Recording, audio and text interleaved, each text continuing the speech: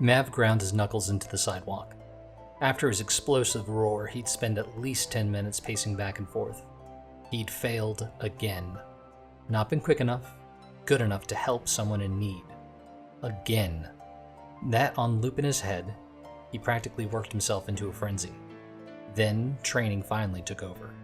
He'd taken a deep breath, and then at least a dozen more to calm his rushing blood. He'd plopped on the ground and punched the sidewalk, knuckles unfeeling. Then a message from Coda appeared. Heart racing, Mav opened the message. Coordinates. Mav plugged the numbers in, and a point in the sewers beneath the Seco Research Building popped up. Finally! He knew where to go next. And if all pretenses were gone, then it was time for Mav to let loose. Descend your blessings upon us, O Titans of all elements, the woman partitioned, barely breathing. May any of you or your chosen bless us with the miracle to save us. A splitting headache Maren could deal with, but adding the woman's prayers to her grievances made scheming an escape next to impossible. May the rulers of the ether discover our plight and aid us, or may a flame bearer light our way to safety, as they once did so long ago. A distant blast sounded from deep within the tunnels, making the ground rumble. The prisoners jumped and the woman ceased praying. A sonorous, echoing voice shouted from far off. Even in her state of mind, the yelled word was simple enough to discern. Maren. No way! Maren breathed, beginning to smirk. What dramatic timing! Coda sat in a plush chair at the head of a long table. The room was clearly used for meetings, as it had a massive monitor behind him and more than a dozen chairs along the table. Floor-to-ceiling windows would provide a view of the city, had they not been darkened, letting only the emergency lights illuminate the room. Coda was used to the dark. It had hardly ever limited his vision, thanks to his gift. But with how much of it he'd used recently, he couldn't even afford to see his surroundings. So, he sat, meditating, then finally sent the coordinates to Mav. That should have given everyone enough time to do what they needed. And soon Mav would create chaos downstairs, leaving Coda free to take the documents he sought. The door opened, revealing the dark-skinned woman who had been arguing with the CEO before Coda entered. Coda had looked into her a few minutes ago. Natasha Davis, CFO of Seco Research. She appeared competent at her job, but nothing truly noteworthy had stood out. Her face, however, looked guilty, like a child who'd broken his father's favorite walking cane and knew he had to come forward, yet still feared the consequences. Not dealing with the issues downstairs? Coda asked. Don't mock me, the CFO said. You've probably already guessed that David wants me nowhere near the situation. So, what's with the look and visit?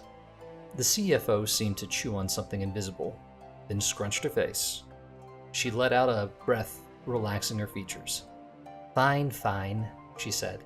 I'll tell you, but I should probably wait for a lawyer. Coda folded his arms.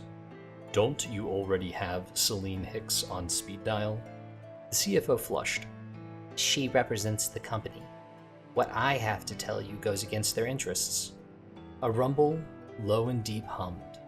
It didn't cause the paintings on the wall to shake, nor did it force the CFO to lose her balance. But it was evident enough for her to look at the floor. Thanks, Mav. You've got to be kidding me, she whispered. Can't make any promises about how you'll fare from whatever you tell me, Coda said. But say it quick or come with me, because I have to move. The blast hadn't been the largest Mav had ever created, but it did the job. Flames danced along Mav's shoulders, lighting both the sewer behind him and the tunnel before him. Rent and melting metal caved inwards, pressed against the walls that glowed a deep orange from the strike. Mav inhaled, filling his lungs. Maren!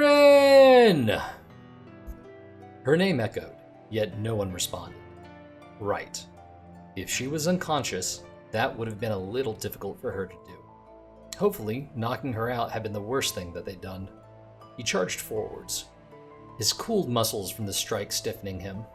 He only grunted and pumped his legs faster, heedless of his destination. If someone attacked him, that meant he was going in the right direction. Thankfully, it only took 30 seconds before the 3 men with flamethrowers ran to block him.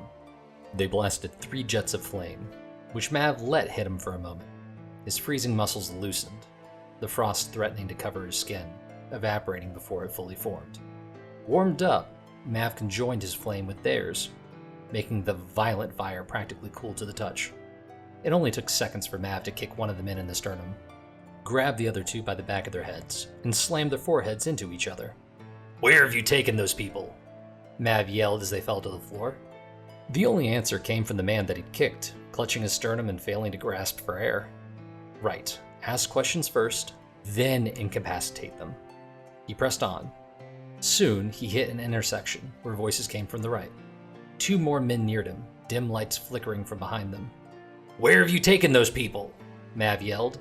Then he jumped through their flames, kicking one's temple into the wall and bashing the other's face into the floor. They didn't respond. New idea. Ask questions first, allow them to answer, then incapacitate them. Bangs and roars echoed from down the hallway. A dim light barely lit an enforced metal door at the end of the corridor. The sounds came from the other side. Looked like it was time to force another opening.